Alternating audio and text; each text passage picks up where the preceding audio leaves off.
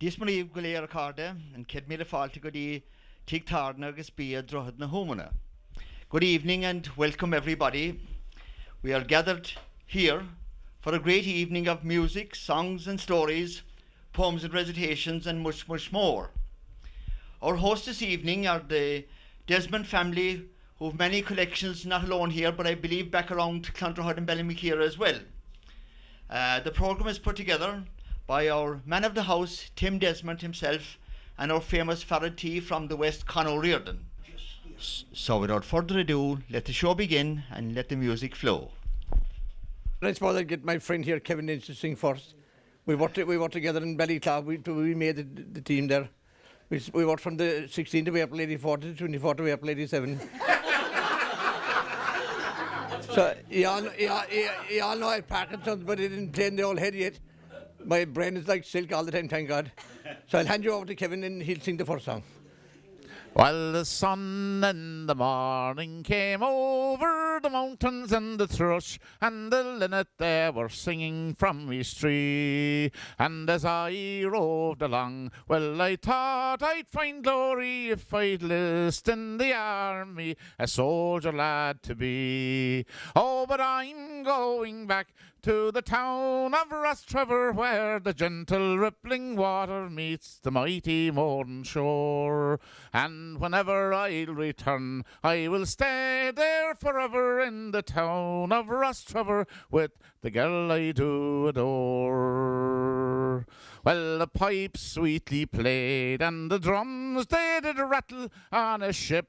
We were bound far across the raging seas, and the cannons they did roar, and the guns they did rattle, and harsh was the life of a soldier lad like me. Oh, but I'm going back to the town of Rostrevor, where the gentle rippling waters meet the mighty Mourne shore. And whenever I return, I will stay there forever in the town of Rostrevor with the girl I do adore. Oh, me time it is up, and I'm leaving tomorrow after 3 years of hardship. No more I wish to roam. So farewell to the guns and the drilling and the marching, and when I get back home, no more soldiering for me. For I'm going back to the town of Rostrevor, where the gentle rippling waters meet the mighty Mourne shore.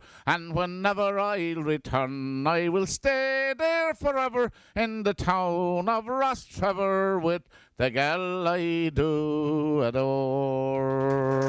No can. Okay, steady 1 second. The next man I call in to sing, we started school together 60 years ago tomorrow.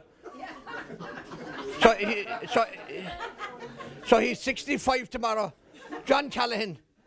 Oh, the summer time is coming, and the trees are sweetly blooming, and the wild mountain crying grows around the blooming heather. Will you go, lassie, go? And we'll all go together to pluck wild mountain thyme all around the blooming heather. Will you go, lassie, go? I will build a tower 'neath yon pure crystal fountain, and on it I will place all the wild flowers of the mountain. Will you go, lassie, go?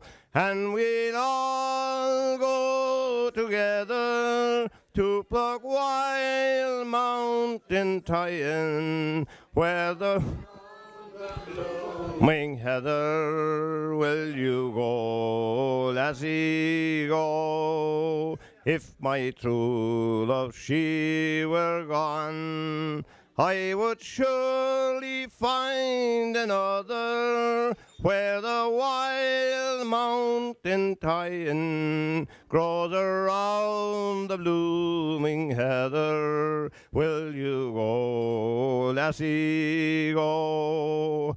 And we'll all go together to pluck wild mountain thyme all around the blooming heather. Will you go, lassie, go? And we'll all go together to pluck wild mountain thyme all around the blooming heather. Will you go, lassie, go?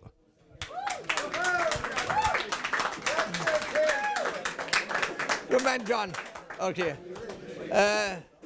I'll just give one verse, but I'm as hoarse as a crow. Just one verse, and that's all I'll give because I'm not able. This is a very simple little song that I made up myself, really.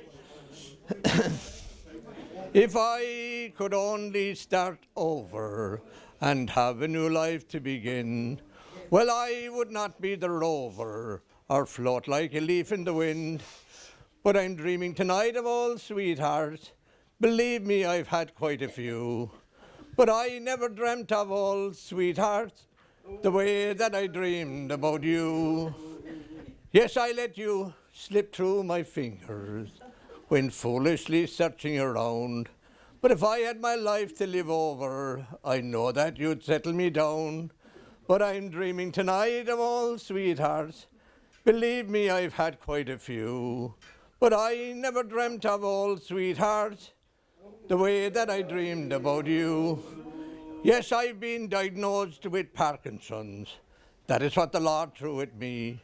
But he gave it to more famous people, Pope John Paul and Muhammad Ali. I'm dreaming tonight of a cure now, but I know that's not going to be. But my neurologist told me just last week, Con, with your attitude, you live until you're 93. So I'm dreaming tonight of old sweethearts, and believe me, I've had quite a few. But I never dreamt of old sweethearts the way that I dreamed about you. Okay, so with me here now are some great characters and sportsmen to whom we hope to have a chat with. And so we'll begin with the man himself here near me, the Bishop of Cork, John Buckley. Now, this is a man from the parish, you probably know yourself, all of you, the parish of Ivlera. And now he's the very popular Bishop of Cork. I'm delighted to have the chance to say a few words to him and ask him a few questions. And I'll begin by saying, Bishop, you played a lot of sport, didn't you, yourself? Yes, indeed. As you said, I came from Ivlera, and it's very much associated indeed with sport. In fact, I am told, so the historians tell us, that the GA was thriving in Ivlera long before the Gaelic Athletics Association was formed way back in 1884. So it has a long history, the parish itself. Road bowling, of course, as we're all aware. I remember when my first lesson in road bowling was when I was in I think it was the first class. There was a teacher there at the time, Seamus O'Leary, from parish of Ivlera, obviously, the O'Learys, and he was a great interest in bowling. I was encouraging us all to participate in the sport, and he would take us out bowling during the religion class. So I thought that bowling was part of religion. Someone said to me that I still think so. And he gave us a great interest in the sport. And it was all very, very popular, of course, Gaelic football, with whom I played also, Ivlera, and whenever we were out in the championship, we went quietly to Ballingeary. I don't think we were abiding by all the rules of the GAA at the time, but it was a free and easy approach that time. So the parish is steeped in sport, as are most parishes. We're here in Dublin tonight. I was out recently at the brilliant performance of their minors. Yes, I was saying to Tim, they gave a remarkable display that day in the championship, and it's great to see hurling so popular and so good in Éireog. I played minor hurling myself with Éireog, in fact, and delighted that they're doing so well.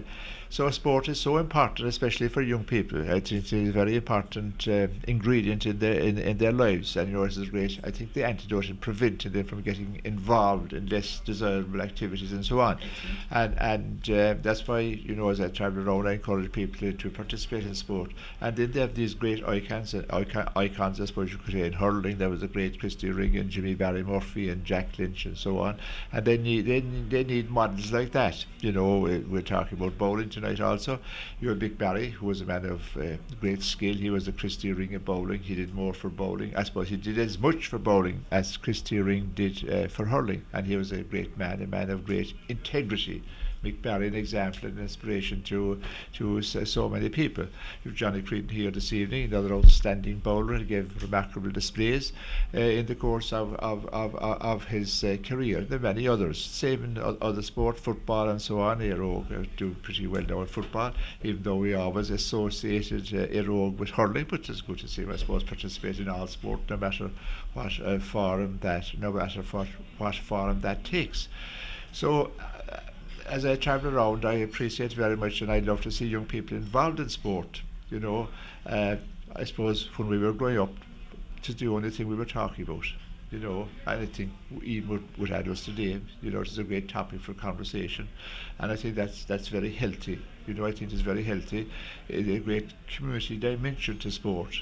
And I think that's so important today too, because it encourages people to support each other and to, you know, to go into matches and so on. They used to often say after the Civil War that people were more united around the goalposts than in the church, in fact, you know. They've come together, different political parties, and forget about their grievances and their antagonisms and all the rest of it, and come together to support the local team. Thank you very much. That's great. I suppose, Bishop, nearly every question I was going to ask you have been answered. The only thing I would say to you is you would probably remember a lot of friends that you made on the hurling and the football and the bowling fields. You were actually very friendly with a man in this parish, I think. I think you might have played together in that famous minor hurling team, did you? A man that scored 3 goals for Cork and Colm Sheehan. Colm, of course, was outstanding. Yes. Great player, Colm. You know, that unforgettable victory of 1966, wasn't it? That's right. Colm was a marvellous achievement, 3 goals. He made a remarkable contribution to it. Yes, we would have. You know, I remember people like Colm here near Erogue. There was young. He died a couple of years ago. James O'Driscoll. He was a solicitor, state barrister for a number of years. I remember him, the Youngs of the Manway. You might have heard of them. Eamon Young, he was playing with Cork, you know, people like that. Jack Lynch, of course. Jack, well, I never saw Jack in action, but we all know of Jack's achievements over the years. He was so proud of the GA, and I was very happy indeed to have been invited by his wife Maureen to celebrate his funeral mass and do the burial and so on of Jack Lynch. I used to know him pretty well, meet him quite often, you know, in different occasions, and he used to often talk about, of course, the hurling and the football and about Christy Ring. I remember one occasion I was asking what kind of a hurler was Christy Ring, and he said just no one. He said equal Christy Ring. He was just unbelievable. And I said on the field of play, I said, would he ever pass you? No, he said, because he considered everyone so inferior to himself.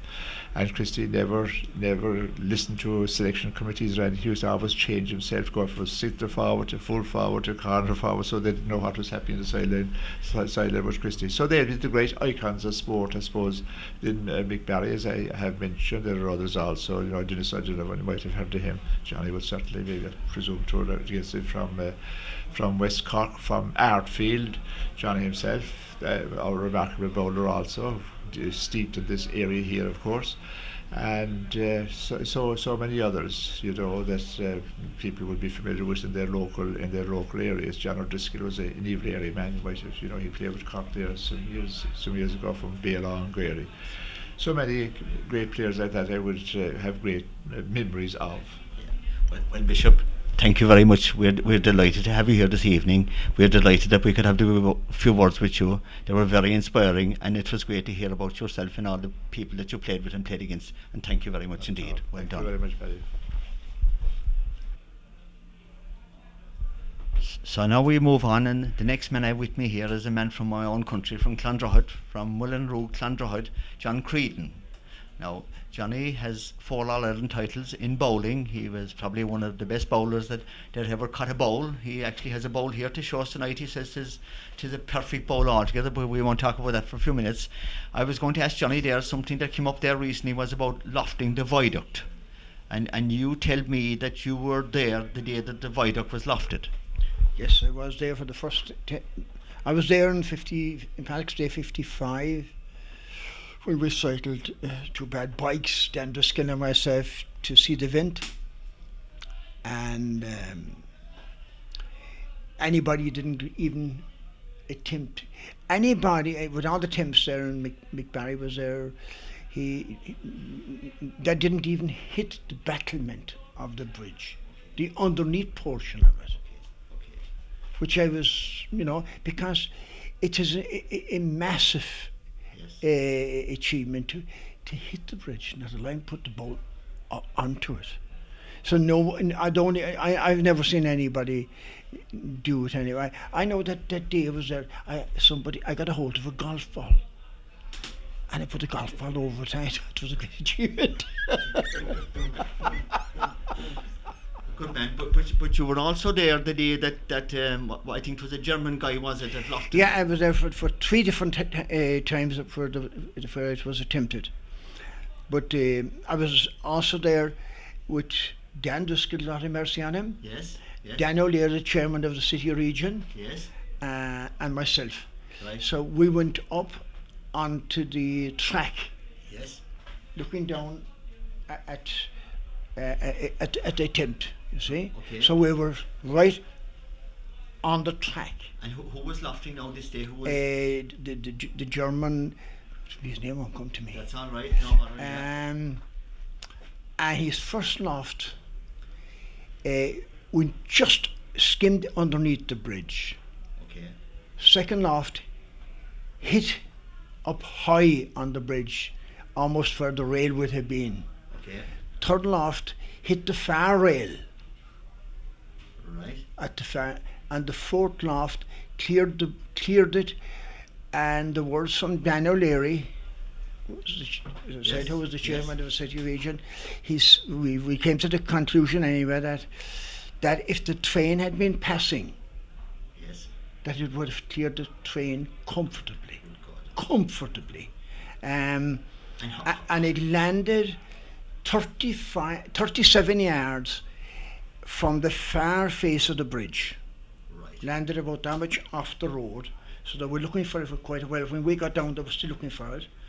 So I marked it, I knew where it was, and when all were gone away, I measured then back to the face of the bridge, and it was exactly 37 yards. And I measured then from the far face, and it was exactly 37 yards as well, where they delivered it from. So it was a perfect arc. Clearing the bridge by, well, the ceiling and a bit over the ceiling, So it was an extraordinary attempt. Did Dennis Scully ever make an attempt? Dennis Scully, the famous bowler? No, Dennis Scully, no Irishman would just could get that kind of distance. I know he threw it from a ramp, and we all tried that ramp because I had it at home for a while. And the ramp would be about 18 inches off the ground, and you'd run into the ramp and you'd deliver it off the ramp. But allowing for all that, I mean, for any man to put a 28-ounce ball so high over it, it was absolutely phenomenal. Fantastic. Now, Johnny, we'll move on. Your main sport was bowling, but I'm sure that you actually admired a lot of players playing for Cork and other teams.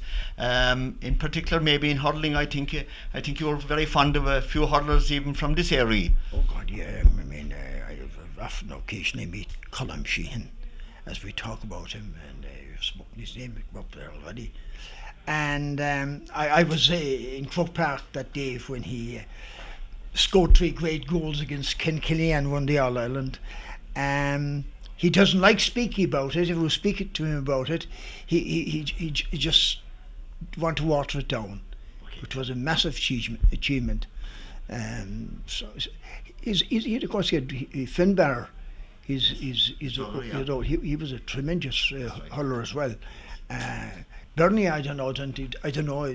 Did Bernie play the sport? But He did all right. did Yeah, he? Yeah, the three of them did, yeah. But of the three, they said that Finbar was the classiest. I don't know. I didn't see him play. But anyway, I know that Colin knew where the goalposts were. Anyway. Well done, Johnny. And in the footballers, I know that you admired a few of them. One of them might be an import to us, but he was a great player as well. Well, no doubt. I believe one of the finest players that I've ever seen anyway was Larry Tompkins. He was a tremendous player. I mean, watching him in the county final and winning the ball in the back line and soling the whole field up and scoring a beautiful point. He didn't do it once. He repeated it later on in the game. It was like class in motion. No, that's what it was. Excellent. Great. Well, Johnny, thank you very much indeed. Thank you for coming out to us, and well done. Thank you so much. I'm trying to think of it, but I'm calling another man. Johnny Treaton. Johnny Treaton, the famous bowler. Yes, here's Johnny. Right. I'm a rebel, you know. There's a uniform that's hanging in what's known as Father's room. A uniform so simple in its style.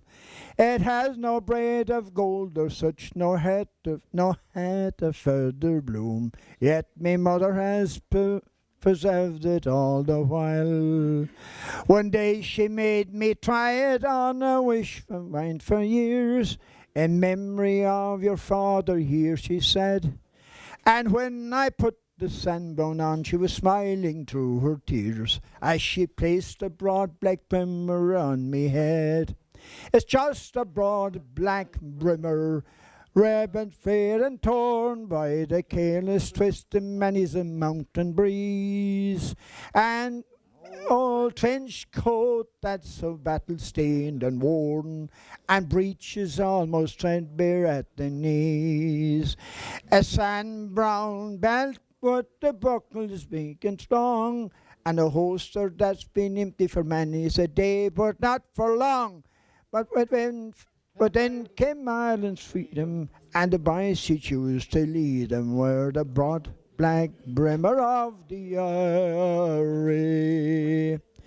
It was the uniform been worn by me father long ago, as he reached me mother's homestead in the run. It was the uniform worn in that little church below, when Father Mackey blessed the pair as one. And after truce and treaty and the parting of the way, he wore it when he marched out with the best and the best. When they bore his body down in that rugged heather braes, that placed the broad black brimmer on his chest. It's just a broad black brimmer, ribbons fair and torn by the careless twist of many's a mountain breeze.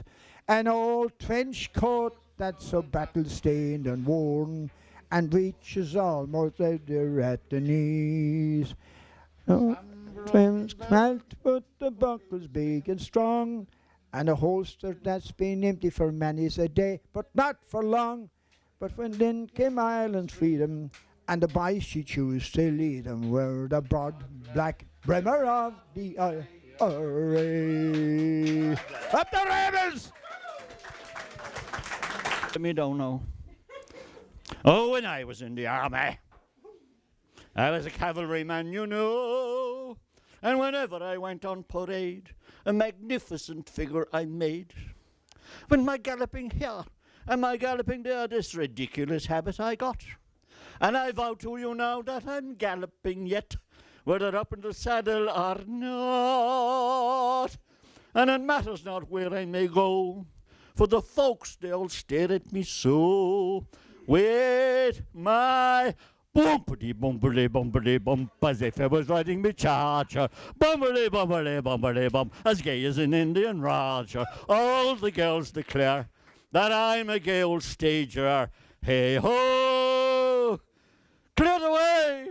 Here comes the galloping major. Now I always was a ladies' man and a favourite with the sex. So I called on one yesterday. No, I won't give the lady away. We started to talk of my army career, which was most interesting, you see. But we soon grew so bored that we talked about her, which was more interesting to me. But she said that I'd had too much wine. For as soon as I sat down to dine, I went wompity wompity wompity bum, as if I was riding me charger. Wompity bumpity bumpity bum, as gay as an Indian raja. All the girls declare that I'm a gay old stager. Hey ho! Clear the way! Here comes the galloping major. Last year I thought I'd treat myself to a holiday by the sea. So I went in my quarters I fixed. Then I found that the bathing was mixed. Ho, ho, ho, ho, ho, ho. So I galloped away to a bathing machine in the busiest part of the day. And I soon felt at home with the girls in the water. And I joined in their frivolous play.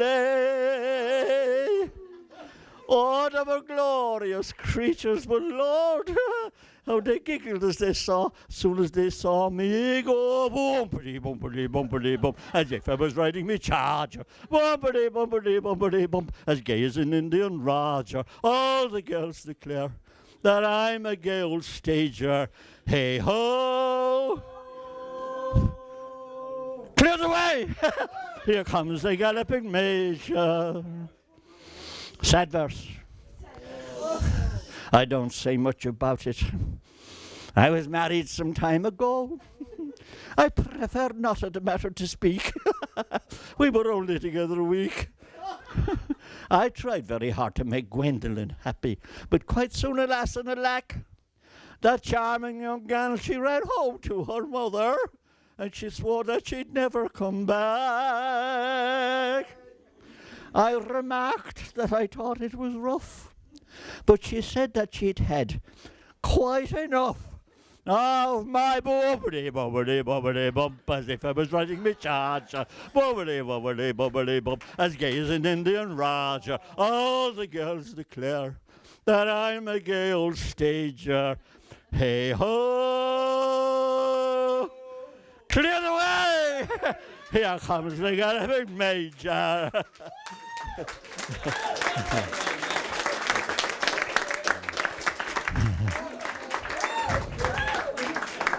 Lads, ladies and gentlemen, you all know who I am. My name is Michael Kiley, and I live over there on the side of the hill, overlooking the Lee. And I'll tell you, the land there is very difficult because it's sloping and it's hard to work. And when I came around there first, the farmers were all very poor and small. And this man was ploughing a small little field up on the side of the hill with an old tractor that was held together by bits of wire. And when he got to the bottom of the furrow to turn the tractor, it cut out. Well, he sat there cursing. And if he didn't his wife appear below in the yard? So he waved down to her, and she waved back to him, quite unaccustomed to such familiarity. And then he signalled down to her, and he did. Tractor cut out. Bring up the pliers.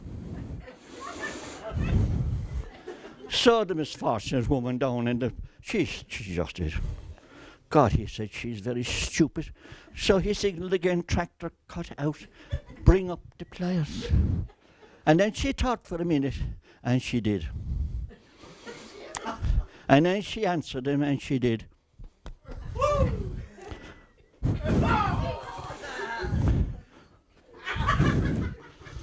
Jesus, to see what's wrong with her. I'll have to go all the way down. So he went down. He went down and he said, "You're a very stupid woman, she. I signalled to you that my tractor was after cutting out, and you had to bring me up the pliers. She, I'm not stupid as you, the stupid one, she. Because I answered you, and I told you there was a pair of them in the box under your ass.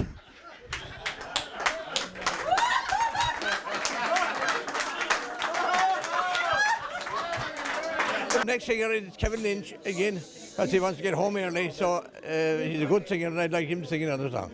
Thank you very much. Your eyes are as bright as they were the first night that we danced to an old-fashioned tune in a dusty old schoolhouse on a Saturday night. And we laughed as we waltzed round the room. You came from the valley to the dark city alley to care for the young and the poor. And with me, a young soldier with medals galore that I'd won in the African War. My heart filled with joy as the others passed by the look in their eyes I well knew. Oh, that never before, as we swept round the floor, had I seen someone lovely as you. Your hair shone like gold, 'twas a sight to behold, and your beauty 'twas known far and wide. There was many's the young lad, he would lay down his life for one moment to be by your side. But you gave them no glances, nor gave them no dances, while you wistfully stepped on the floor. And with me, a young soldier with medals galore that I'd won in the African War. My heart filled with joy as the others passed by. 'Twas the look in their eyes I well knew. Oh, that never before, as we swept round the floor, had I seen someone lovely as you. When the morning had come and the dancing all done, we would walk through the dawn of the day. I would tell you sad stories, 'twas of battles and glories, and of comrades who fell in the fray. Now the years come and go, but the love that you showed is as sweet and as warm as before. With me, a young soldier with medals galore, I brought home from the African War. My heart filled with joy as the others passed by. 'Twas the look in their eyes I well knew. Oh, that never before, as we swept round the floor, had I seen someone lovely as you. The next singer is a brother of mine. He's just had to come in there after being at the track. So he sings these good old songs. John? I left my home in Ireland, it's 20 years ago. I came across to England, where all the paddies go. To the capital of Warwickshire, that's where me quest did end. It was there I ended up with 7 others in the bed. Or all over Paddy, lying a wee bit Joe. Lift your elbow, Johnny, and don't dislocate my toe. Leave go the blankets, Basil, don't strip me curry scamp. Or 'tis all you'll hear in England, in the digs in Birmingham. Oh, when first I came to Birmingham, I quickly got a job. Oh, making tea for navvies, and my pay was 50 bob. To find a place to rest me bones, it was me biggest plight. You could hear the other lodgers shout when we're in bed at night. Or all over Paddy, lying a wee bit Joe. Lift your elbow, Johnny, and don't dislocate my toe. Leave go the blankets, Basil, don't strip me curry scamp. Or 'tis all you'll hear in England, in the bigs in Birmingham. Now I slept in many places since I left my mammy's knees. In prison cells and bus houses, it was my flight, you see. Like sardines we used to push when into bed we'd cramp, or to share the board and lodgings in the digs in Birmingham, or all over Paddy, lying away bet Joe. Left your elbow, Johnny, and don't dislocate my toe. Leave go the blankets, Basil, don't strip me curry scamp, or 'tis all you'll hear in England in the digs in Birmingham. That's all you'll hear in England in the digs in Birmingham. Ho, ho.